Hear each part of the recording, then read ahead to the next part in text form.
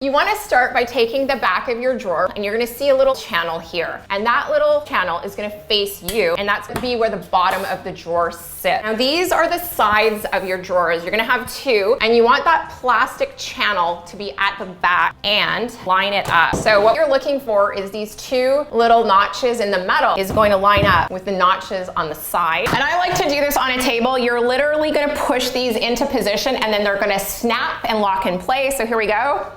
And that is clipping it and locking it together. And for the next one, you're just gonna repeat the same process. Again, that flat side, that channel is on the inside. You want those two notches to slide in. See, once it's on a flat surface, it literally just slides together.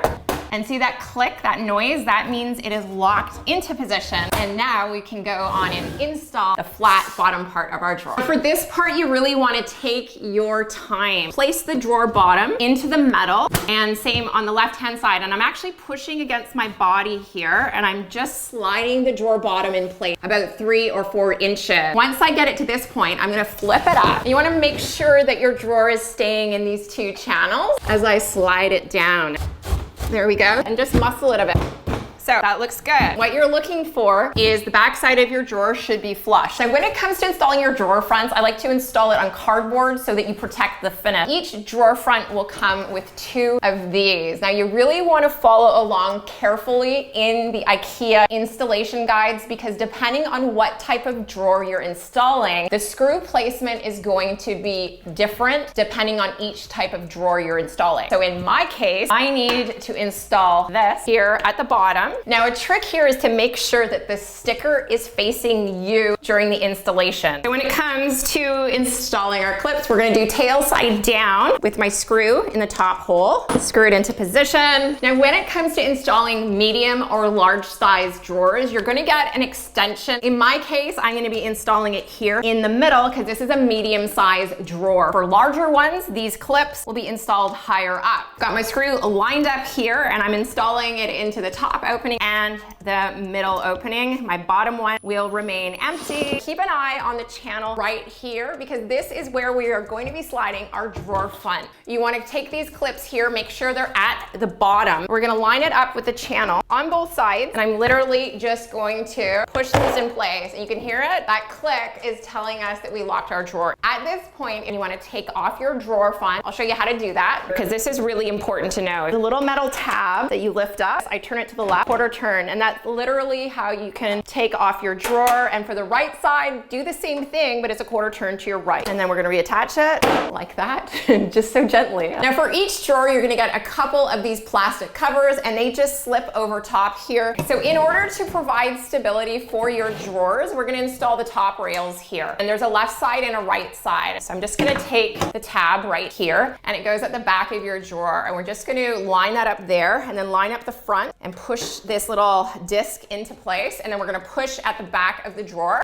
and you're just gonna hear that snap into place. And then on the side here, this will actually adjust your drawer fronts, pushing it out this way if you guys need to adjust it. Once we've done that, we're just gonna slide these to cover them up so they look nice. Now we are going to reinforce our drawer, and we're just going to find the center point, and then your drawer will come with a bracket. You're going to have the flat side at the back. I do like pilot holes. It makes everything cleaner when you install. If you take a look right here at the back of your drawer, you're going to find an opening. I am using that round cabinet head screw. It's very big. It's going to give you a better long-lasting result. When it comes to installing your rails, I like to line it up with my left and my right side ready to go with a soft close mechanism. And we're gonna start with the right-hand side. This is the back of the drawer. You just wanna open it up, and it's gonna be marked right and top. We're just gonna line up these two openings here, sliding it into position, giving it a yank. And you're gonna see that is locking it into place. Once you have that done, you do the same on the other side. So now that our drawers are assembled, you wanna get out your Maximera installation guide, which looks like this. This is for the rails, and this is really important to determine where we're gonna place the screws for our rails. So today I'm installing a 3-drawer unit. So I am looking to place my screws in the 2nd, the 13th, and the 21st hole. If you are installing a different type type of drawer front, all you do is look in the guide and look at the numbers in bold, and that is gonna tell you where you should be installing your screws for your rails. And I'm gonna break it down so it all makes sense right now. Before we install our rails, we're gonna take the side that's marked left and we're gonna count those screw position holes. So we know that the first screw is going in the second hole. My next one is in the 13th hole. So 2, 3, 4, 5, 6, 7, 8, 9, 10, 11, 12, 13. I'm just gonna make a mark in pencil, and that's gonna show me where the next rail is going to go. 13, and then 14, 15, 16, 17, 18, 19, 20, 21. So those are the 3 numbers that I need to be mindful of. Yours will be different, but check your guide and follow along. Once you have it all marked out, we're gonna install our 3 screws in the first and the third hole here. And then the last one goes in the back over here. And we're just gonna repeat the exact same thing on the other side. Now for the second rail, we're actually gonna install the screws in the bottom holes here. So this is the opposite of what we did at the bottom. I got my screw in the bottom hole, and then I'm just gonna do the back screw now, line it up. And to get the screw, the third screw, you're just gonna move your drawer glide forward. So moving on up now to the third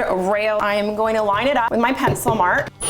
Now that we have our rails all installed, we are now ready to install our drawers, and we'll start with the bottom drawer. And the technique for installing this is quite simply, we're gonna hold it by the middle and we're gonna go straight into the cabinet. And I'm just actually putting the drawer on the rail, gonna push it in, and once I get it about halfway in, I'm gonna just move my drawer to the left and right, to the left and right, and you're gonna hear it catch.